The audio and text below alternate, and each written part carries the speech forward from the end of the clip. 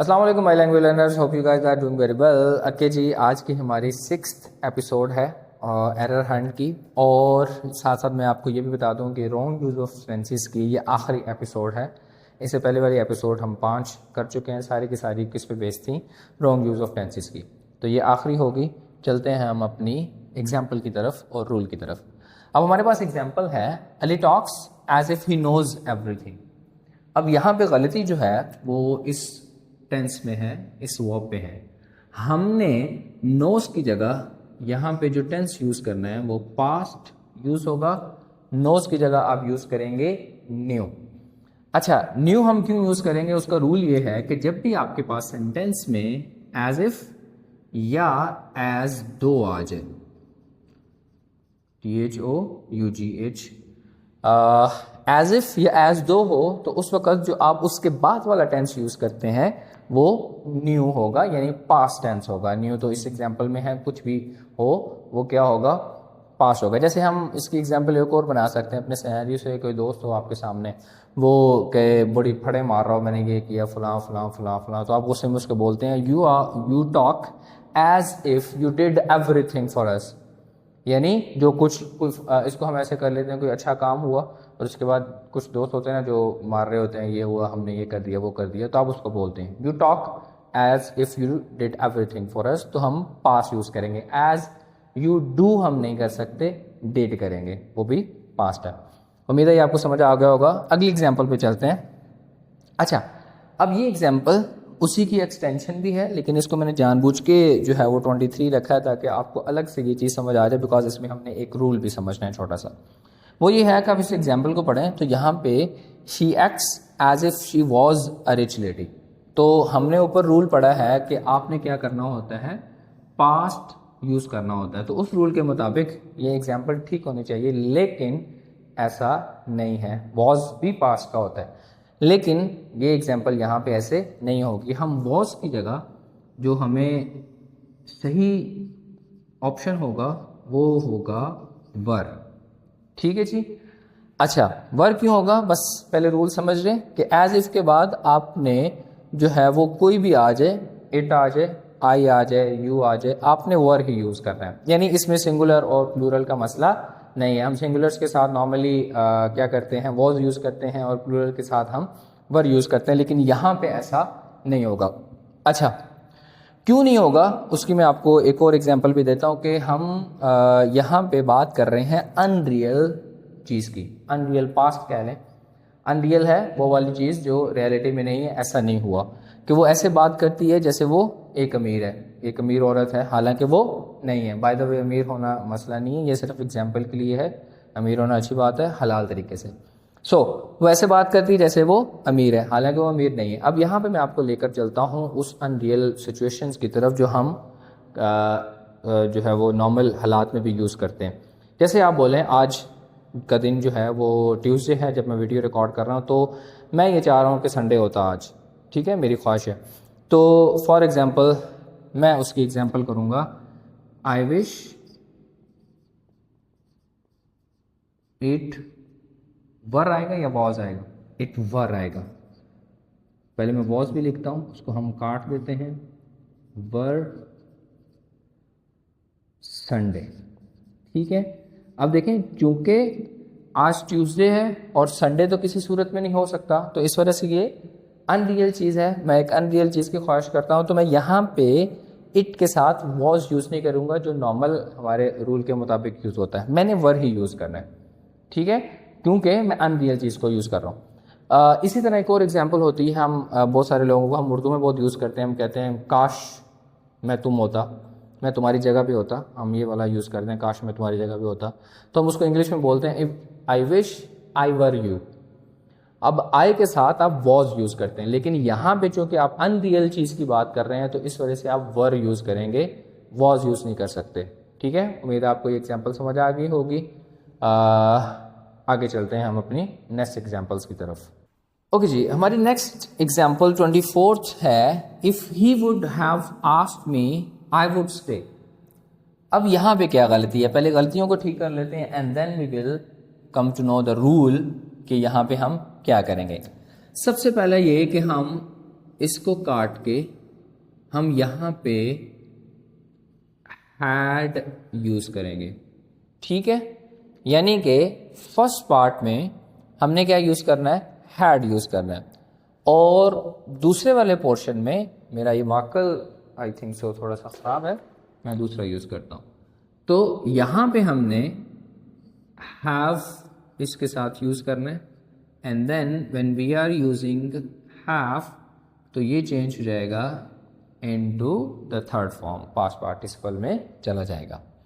अब रूल यहाँ पे क्या है, यानी चले मैं पहले आपको सही एग्जांपल बता दूं, वो ये है if he had asked me I would have stayed, ठीक है जी।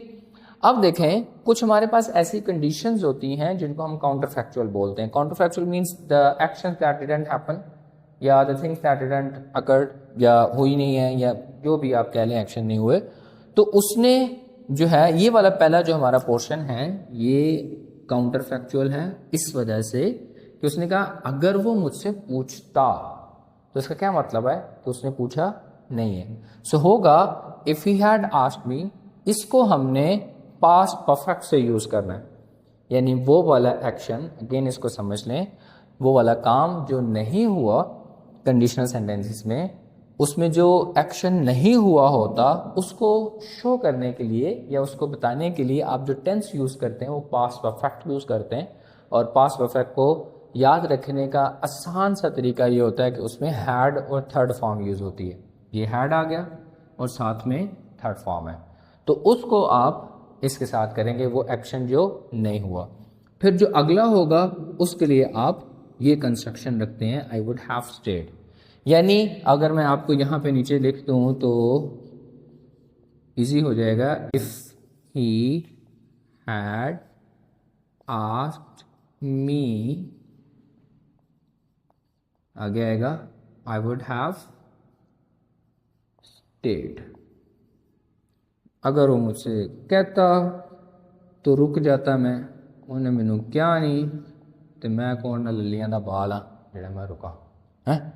तो इस वजह तो अगर मैनू रोकना तो मैनू कहो, पूछो, मेरी मिन्नतां करो, गोडे घुटो, ता रुकांगा, ठीक है।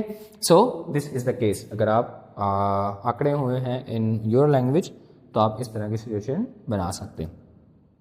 जैसे आप बोल दें कि if you had given me 10,000 rupees I would have bought something, जो भी आपने आगे बोलनी है। मैं आईफोन बोलने लगा था, वो तो हो नहीं सकता इतने में, चलिए पुराना कोई हम कर लेते हैं, हम क्लोन समझ लेते हैं। तो if you had given me something I would have bought that thing for you. इस तरह के आप सेंटेंसेस बना सकते हैं कि अगर तुम मुझे देते तो मैं तुम्हारे लिए वो खरीद लेता, लेकिन आप तुमने नहीं दिए तो इसलिए मैं नहीं कर सकता, ठीक है जी। जैसे मैं आपको कह सकता हूँ if you had watched all of my videos you would have known everything, ठीक है। अगर तुमने देखी होती आपने सारी वीडियोस तो आपको सारा कुछ अभी पता होता, हालांकि आपने नहीं देखी हुई। इस तरह की कंडीशंस भी हो सकती हैं। लाओ जी, आज आगे चलते हैं हम। The next example is 25। I would wish to know more about this project. ये बहुत ज़्यादा गलती नहीं की जाती, लेकिन मैंने सोचा क्योंकि कुछ लोग जो करते हैं तो उनका भी ठीक हो जाए। तो जब भी इसका रूल ये है कि जब भी आपने विश वाला वर्ड यूज़ करना है आपने ख्वाहिश करने के लिए, तो सबसे पहले ये है कि आपने वुड इसके साथ यूज़ नहीं करना, इसको हमने प्रेजेंट में यूज़ करना होता है, ठीक है जी। प्रेजेंट सिंपल में हम इसको यूज़ करेंगे, आई विश। एक बात। नंबर 2, दूसरा जो रूल है वो ये है कि हमने यहाँ पे दैट क्लॉज यूज़ करना है। दैट क्लॉज मीन्स उस क्लॉज से पहले दैट आएगा। मैं इसी को यूज़ करता हूँ, थोड़ा सा ज़्यादा क्लियर होता है। विश के बाद आप यूज़ करेंगे दैट, ठीक है। और ये वाला टेंस जो है ये चेंज हो जाएगा अगेन इनटू पास्ट, KNEW, ठीक है।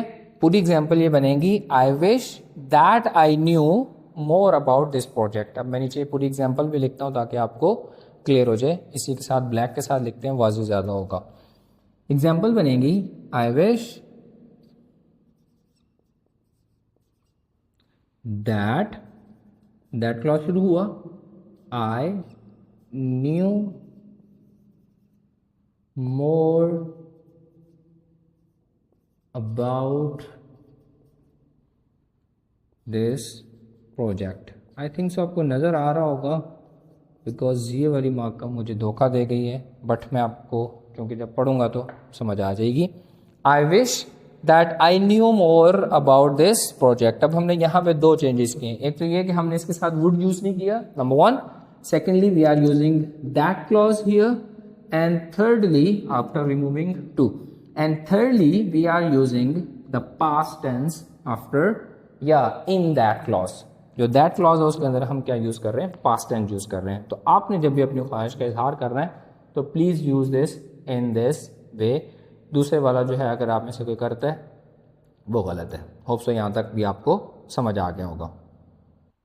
Okay ji, 26th and the last example of this video is they asked him to be the member of their party but he refuses. ये एक नन्ही सी मिस्टेक है जिसको आप सिली मिस्टेक भी बोल सकते हैं, जिसको आप बस जल्दी में की हुई गलती भी बोल सकते हैं, बट चूंकि की जाती है और समटाइम टेंसेस को बहुत ज़्यादा मिक्स कर दिया जाता है, तो इसलिए मैंने सोचा आपके साथ मेंशन शेयर कर दूं. इस तरह के बहुत सारे सिनेरियोज बनेंगे, मैं आपको पहले बता दूं करने के लिए. कभी आप वो वाला टेंस मिक्स कर देंगे, कभी ये कर देंगे. अब हर एक को मेंशन करना भी मुमकिन नहीं है, बट याद रखिएगा कि आपने टेंसेस के अंदर एग्रीमेंट रखना होता है, मुताबिकत रखनी होती है. यानी अगर ये वाला, हम इस तरह की शायद पहले भी कर चुके होंगे, अगर ये वाला टेंस पास्ट है तो नीचे वाला भी पास्ट होना चाहिए. सही है. अब आपको उम्मीद है समझ आ गया होगा कि हमारी गलती यहाँ पे क्या है कि हमने रिफ्यूजेस यूज कर दिया जो कि प्रेजेंट है, और इसको यूज करना ठीक नहीं है बिकॉज ये हमारे पिछले टेंस के साथ मुताबिकत में नहीं है. तो they asked him to be the member of their party but he refused आएगा, रिफ्यूजेस नहीं होगा. ठीक है. अगली एक और छोटी सी बात बता दो कि आप प्रेजेंट टेंस या वो वाला टेंस जो उस बंदे ने कहा होता है वो सिर्फ इन्वर्टेड में सेम टेंस हो सकता है, यानी चेंज हो सकता है. अदरवाइज ऐसा टेंस आप ये नहीं कर सकते कि आप इसको करें, ये यानी आप पीछे पास यूज कर लें और आगे प्रेजेंट कर लें, ऐसा नहीं हो सकता. उसकी मैं आपको एग्जांपल देता हूं. जैसे आप बोलें ही सेड, यहाँ पे आप कोमा लगाएं, यहाँ पे आप इन्वर्टेड लगाएं, आई एम. मैं इसको पूरा लिखता हूँ ताकि आपको इल. छोटी सी एग्जांपल करते हैं. ठीक है जी. अब देखें ये वाला पास्ट है उसकी तरह, बट यहाँ पे हम प्रेजेंट यूज कर रहे हैं. क्या वजह? इसकी वजह ये इन्वर्टेड कोमास में होना है कि हम क्या कर रहे हैं, एज इट इज. जैसे कहा जाता है कायदे आज़म की या जो भी कोटेशंस होती हैं उनको एग्जैक्ट याद करें, क्योंकि आप एक वर्ड भी आगे पीछे करें तो मार्क्स काटते हैं या पार्ट कट, इस तरह की चीज़ों में होता है. वो क्यों होता है? क्योंकि आपने वही बोलना होता है जो उस बंदे ने जैसे कहा होता है. तो यहाँ पर भी उसने कहा आई एम ए, तो हम सेम चीज़ यूज़ कर रहे हैं, हम सेम टेंस यूज़ कर रहे हैं, लेकिन जो उसने कहा था. लेकिन अगर हम इसको अपने वर्ड्स में ले आए, जैसे आप बोले ही टोल्ड, सेड भी वैसे हो सकता है, दैट. अब आई को ही में चेंज करेंगे, वो इनडायरेक्ट में है, जब हम नरेशन पढ़ेंगे तो उसमें कर लेंगे. वो ये जो है एम से चेंज होके वॉज में चला जाएगा. ठीक है जी. यानी अब इस सिचुएशन में बिकॉज हम इन्वर्टेड कॉमर्स नहीं यूज कर रहे, so these two tenses should be the same. ये पास्ट है तो ये भी पास्ट होगा. Okay, hope so it is clear and everything is clear up till now. हमने रॉन्ग यूज ऑफ टेंसेस के ऑलमोस्ट जितने हो सकते थे अक्सर जो है उनमें से कर लिए हैं. अब अगेन प्लीज इनको रिवाइज कीजिएगा and then start mentioning the examples of them in the comment section. हमारी कम्युनिटी एक दूसरे से सीखने के लिए बने हैं. Will see you in the next video of error hunt इंशाल्लाह विद अनदर टॉपिक, जिसमें हम किसी और की जो गलतियां जो हैं, मिस्टेक्स हैं, उनको डिस्कस कर रहे होंगे. तब तक के लिए मुझे इजाज़त दें. अल्लाह हाफिज़. अस्सलाम वालेकुम. Take care.